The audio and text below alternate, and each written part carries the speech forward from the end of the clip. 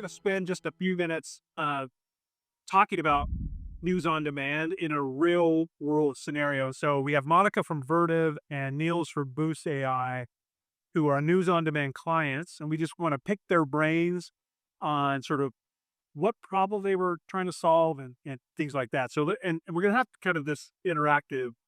And Monica, looks like we squished your patient. Yeah. About No worries. You can see me. Yeah.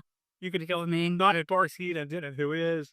Everybody just kind of grab that QR code. We're gonna have some fun just to kind of get some of your opinions about this. Please kind of reduce the amount of profanity that you provide in your feedback. Isn't this will be live? But question one. So what problems were you seeing in your partner communication? Um, and and and what did you look at besides news on demand in sort of your evaluation in solving those problems? So let's start with problems. Like what were you seeing that kind of caused you to seek something in the market to improve your partner communications? Oh my. When we are discussing about channel communications, we always are facing some challenges, let's say. Previously, when before starting working with Impartner with News on Demand, we used to have Eloqua as the main platform, the Oracle platform for marketing automation. That is Eloqua, and we use it globally. All regions wanted to send their channel communication, and they used Eloqua for it.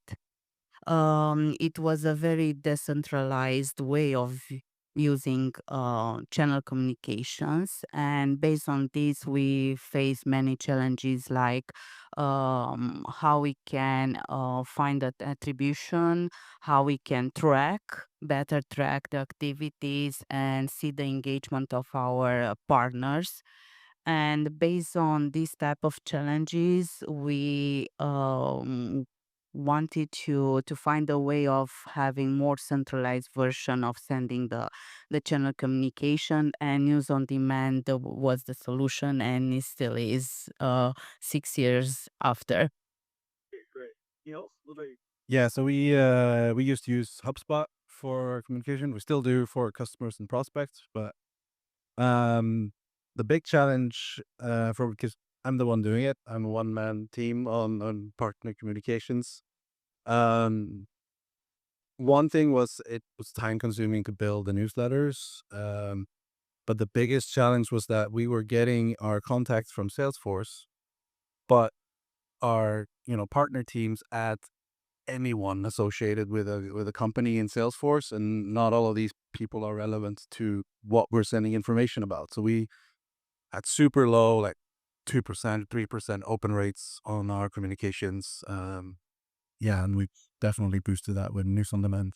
So you were kind of mistargeting a bit or targeting a broader audience that you needed to, which was affecting your open rates, right? Okay. Just a quick question before we go on. You said Eloqua and HubSpot. Those are typically owned by corporate marketing. Yeah. Yeah. Did you feel like you had the right access to those tools, or was that part of the reason why you looked at maybe a partner specific newsletter so that you could control it and own it? Normally we are still using today Eloqua, and we have direct access to everything that is being offered by Oracle. But we wanted to have the full stack from Impartner related to PRM, the activities under PRM, and also using the news on demand for synchronization of data between the two platforms, having the type of resellers and distributors in the news on demand, and for this it's even more efficient for us to work directly with news on demand rather than Eloqua for partners. Okay, great. Yeah, for us, I was heavily reliant on our HubSpot ops person. Right. I got like a 10-minute crash course in how to create the newsletter, and then just had to try it from there. And it was actually really random that we bought News on Demand. It was basically had some extra credit on our contract, and Oliver's like, well, these are the things you can get for this credit. And okay, News on Demand sounds good. And very happy we went with that. Yeah. Okay. Okay. Yeah. Let's answer that question. If you weren't able to, um, what are the biggest challenges that you're currently facing in your roles in communicating with your partners? We'll just give a few more seconds here to see if our change is here.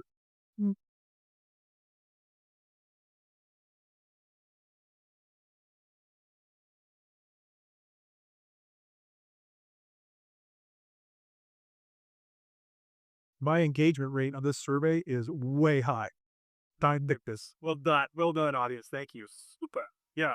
Uh, I think really common results here, right? Where we're looking for ways to increase the engagement. Is it relevant to our partners? Uh, and I want to ask you maybe this on engagement. What have you found that has increased the partner's engagement with the newsletters? Is it design? Is it content? Is it frequency? Like what's the rubric there that you might attribute to a higher rate of engagement that you're currently seeing?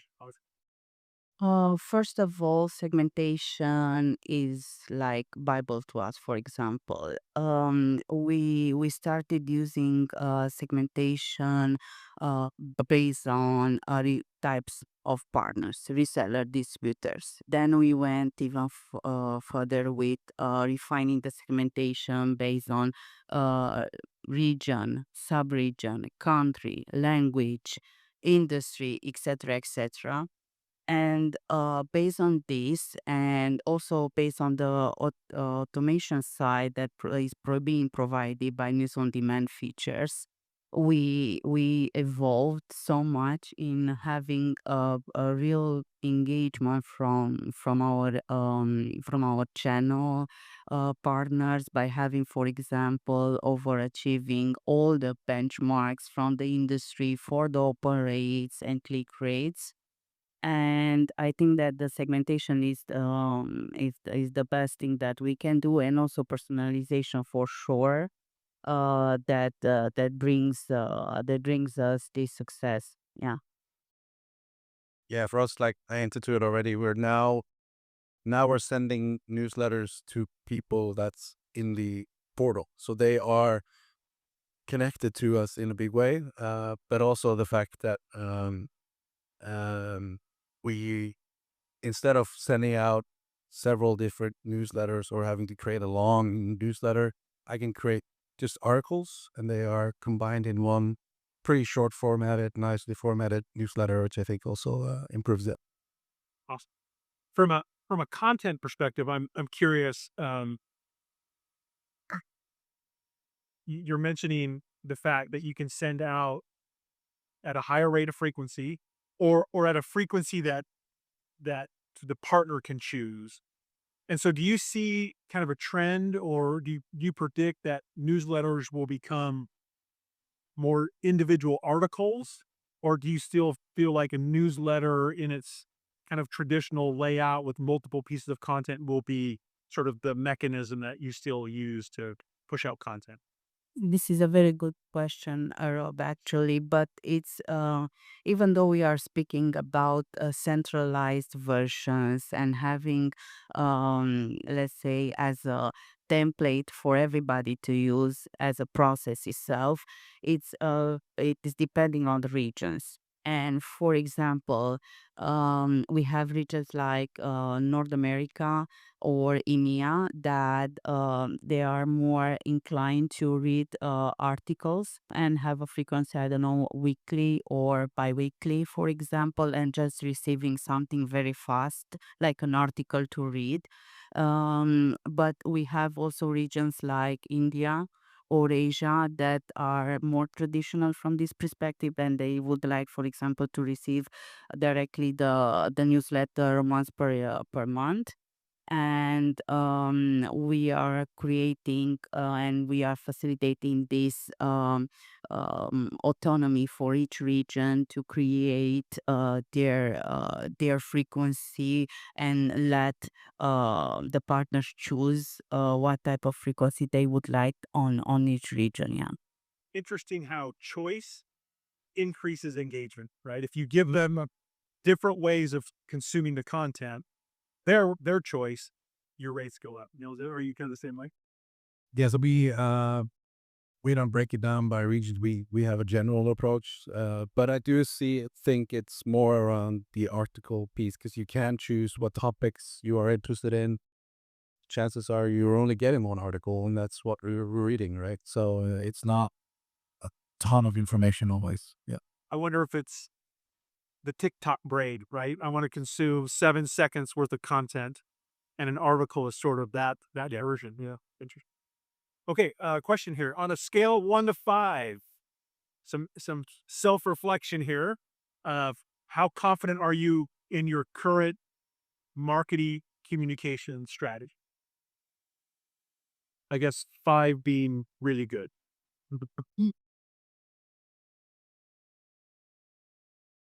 I hope these are my news on demand clients here. Okay.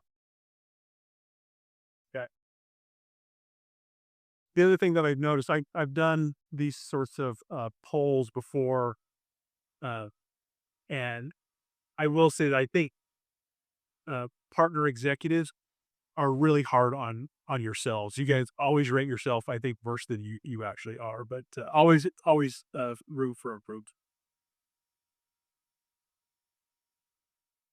Okay, great. Okay, let's go next question. So, talk about maybe where the time suck comes in. Yeah. Um, when managing multiple versions, or a high rate of content, maybe before news on. Yeah. We as I've said, we've learned from the era before news on demand.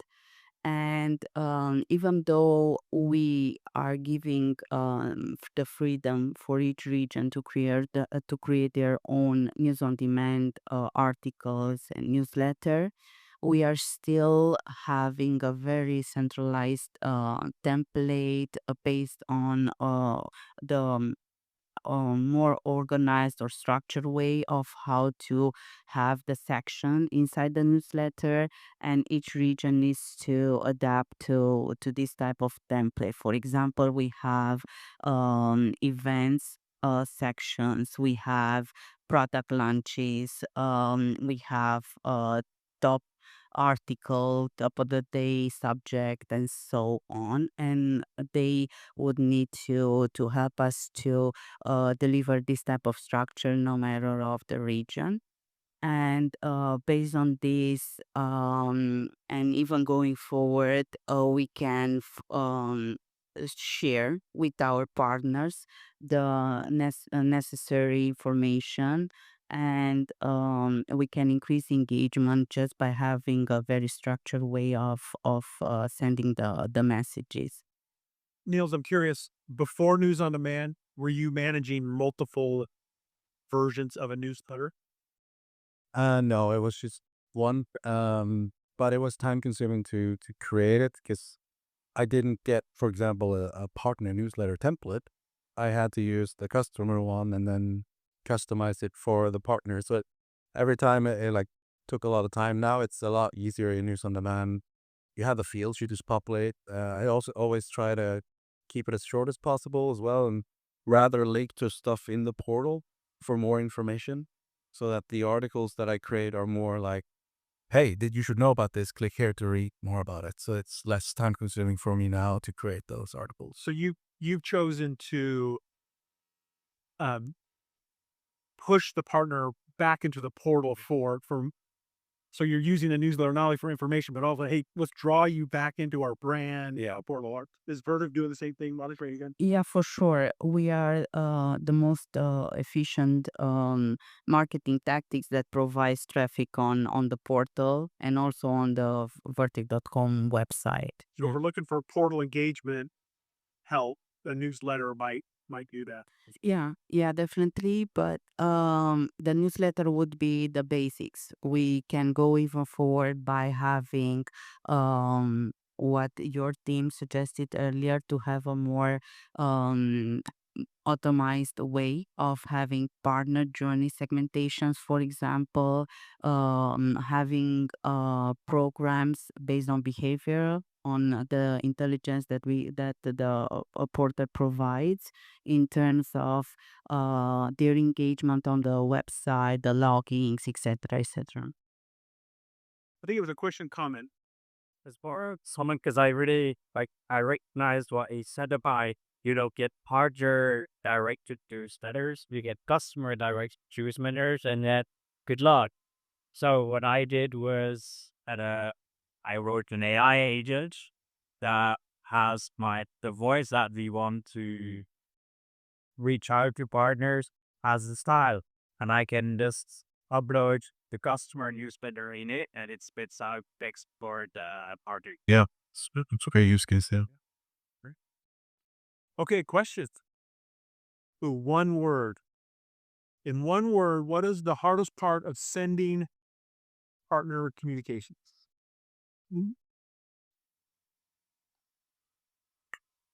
How strict are we on one word, Carol? Should we penalize for two, or do you?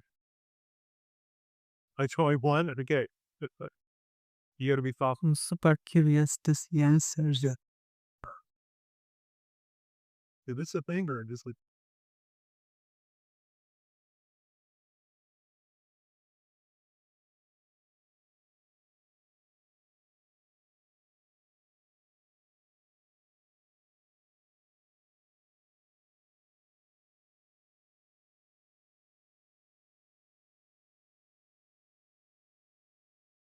Great. Definitely see some themes kind of coming out. Um, Monica, from a content perspective, how many authors are you managing in generating content? For us, it's like we have like 5 regions right now that have access in the platform, and we have like 10, 12, 10, 12 editors that can write content, include it as articles. Each region has at least one person that is assigned to do this type of articles and structure the newsletter and follow our templates and guidance. Um, yeah, and based on this, it's super important to have this consistency. I see it somewhere. It was written there, yeah, on top. The consistency is super important also from the content perspective and also for setting up the expectations of your partners as well. Because if the partners are used to have based on a frequency on a monthly basis, then you should keep with the consistency here. Also, based on a weekly, it's even easier to do a weekly newsletter or a bi-weekly newsletter. And just when you have something that is relevant as a contact, just push it through, and it's super easy from this perspective. For us, it's one author and one approver, and it's me. So my biggest challenge is I need to keep an eye out in the organization. Where is there anything that's worth sending out to the partners? I do have some good colleagues that tag me in Slack posts like this could go out to the partners, so that's good. But yeah, I have a weekly post in my calendar to like, okay, go in and check if there's anything that should go into the newsletter. I want to kind of circle back on something that Monica said. I don't know if you caught it. She said sometimes it's easier to send out something weekly than monthly. And I think without automation, we would challenge that. But the fact, though, that we have a tool that makes it easier to communicate with partners more frequently. That's a really compelling statement, and I'm glad that you brought that up. Mike, what's the biggest number of authors of content that you can think of that a client of ours has managed? I think also that's kind of 110.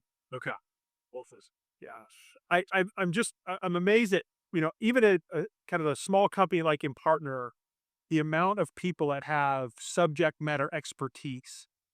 And instead of asking our marketing department to be a one-man band to try to, capitalize on that expertise, there's a mechanism that allows people to submit author, still be gated and approved and edited, but kind of distribute that content so that it is more relevant. I think is kind of an interesting use case in uh, engaging with partner maybe a little bit higher. Okay, I think we maybe talked about this one at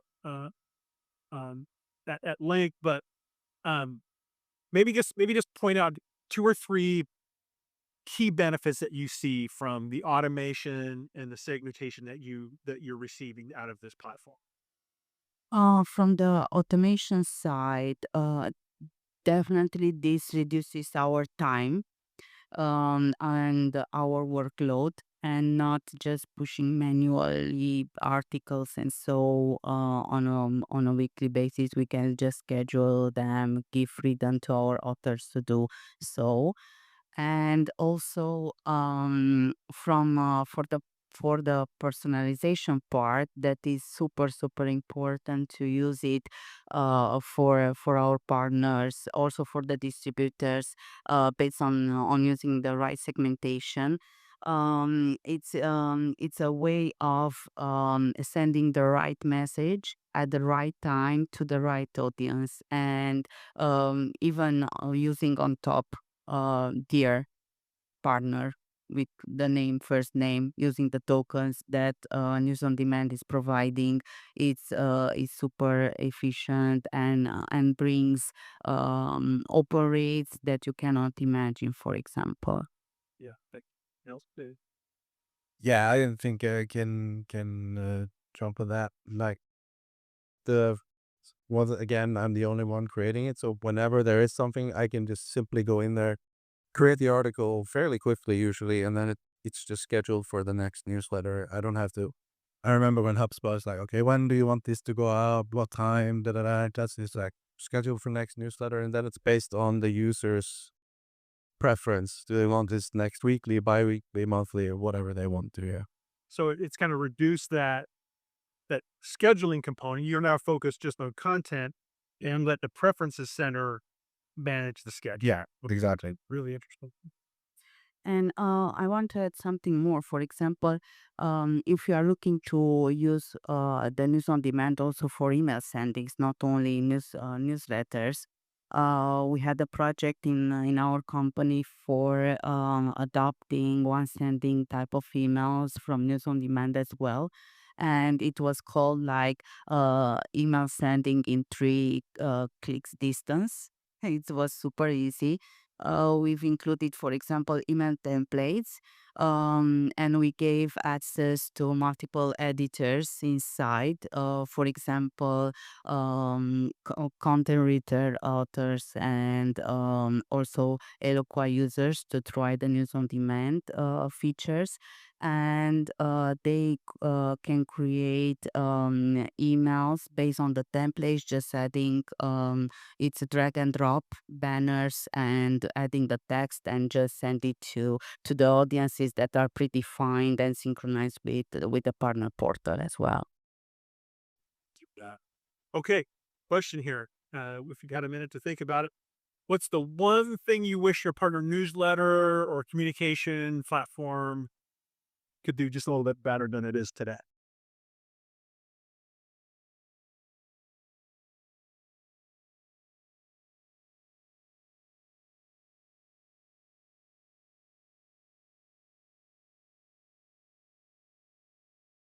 Yeah, I think we've heard some of those challenges through Monica and Nils here. So I think segmentation is just, super critical. And what I like about the segmentation piece is that, yes, you can segment your partners into buckets, but your partners can also segment themselves into the buckets, right? And so they're, again, self-declaring frequency and topics. So again, more control by the recipient than in traditional marketing platforms. A great use of emoji I just saw there. The 2 points for that. And again, we'll publish these results so you can kind of see what your peers are sharing as well. Okay, I think we talked about this one already, so we'll skip this question. How about another question here for the audience? Okay, of these items, which ones do you think would most improve your partner communication strategy?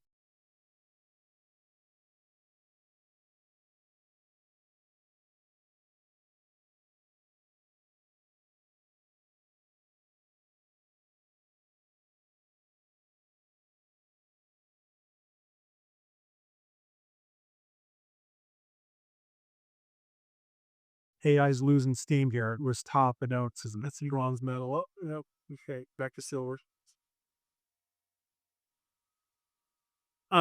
Just anecdotally, I don't know if you've seen it. We talked about maybe just Trevor's roadmap. But if you haven't seen, we have a demonstration of marketing content being written in English, and then an integration event to Chat GPT is initiated through our orchestration studio and brings back Italian translated content. And just sort of, again, sort of an interesting and compelling use case of tools that you already have access to, just working together. Nils, Monica, thank you so much for your insights. Really appreciate it. And any questions before we give them a round of applause? On the frequency, right? Do you notice that a queue? Well, you said some people said to a week or 2 weeks. Don't do that yet. I have a little fear of them even subscribing because it's too often.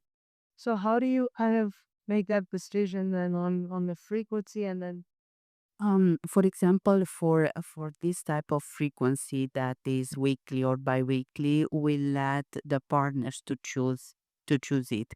And based on this preference, they definitely will not unsubscribe. But by default, we would recommend to have it monthly and then leave to the audiences to choose their own preference timing for when to receive the articles of the newsletter in this case.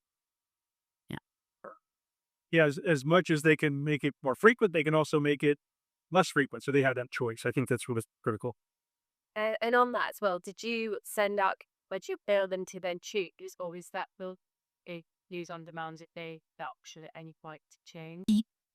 There is a feature in News on Demand in the partners dashboard where they can choose the frequency to receive their newsletter. You can make it visible, or if you don't have this option, for example, you don't have a dedicated or don't have the content to have it weekly or to leave it to the preferences of the channel, then you just remove it. But it can be made visible, and the partners can choose it from there. Or you also can create, for example, a recommendation at the bottom of the newsletters if they want to change the preferences, etc. So besides the required opt out and unsubscribe, there's a preferences center that's built into the platform. Yeah. it's not actually for you, it's more general question. On the subject of translations and auto translations, what's the general experience of the quality in place? I can also answer because I just discussed today with my team, and they just had the trainings for adoption in the regions for the AI translations. and we started 2 months and using it in EMEA, and it's going quite well. This why we use it as a pilot in the region, as we have like 7 languages. And now we roll it out to the global. And today we had the trainings with the regions, and I can say, for example, that this is super useful, not only from the cost benefit, because it reduces like 95% the cost, but also it's super easy, to use it directly. It's just clicking up, having a reviewer for the first 2 3 months, an internal reviewer, and then you can just using it itself. You can have the reviewer, if you like, to see the quality of the data that is being performed on the translation. And then when the AI or the language translated language machine will feed new words and have more words, and so when you're feeling confident of the translation, you can um, leave it without the reviewers. It's just a suggestion. And what's interesting about a prompt, right, is you can write it saying, be less formal in your translation, or follow, your strictness of the formality of a language. And so you can kind of, not only play with the translation, but also the prompt that you give in receiving back the translation. One more. Thanks. So we use this Enablement more like me. So we have a very few number of articles that we create ourselves. And we aggregate articles from different parts of the ecosystem. So when you're looking at translation, what does make sense from the best practice perspective? Do you just drop those that are coming from the ecosystem, or do you just translate the short articles that goes into the newsletter? And then if it redirects to somewhere else, you keep it in that language. What do you think? It's depending on the strategy that you want to adopt here. Actually, you want a centralized version or a more decentralized one, to have, for example, a control over what is being translated, to see and track the cost, the benefits, etc. Or you would like just to have it in a more fluid way, just translating and just looking at the cost and efficiency at 3 months. It's depending on the strategy that you want to adopt here. Just think about these points before starting something like that. All right, Monica, Nils, thank you very much. Yeah.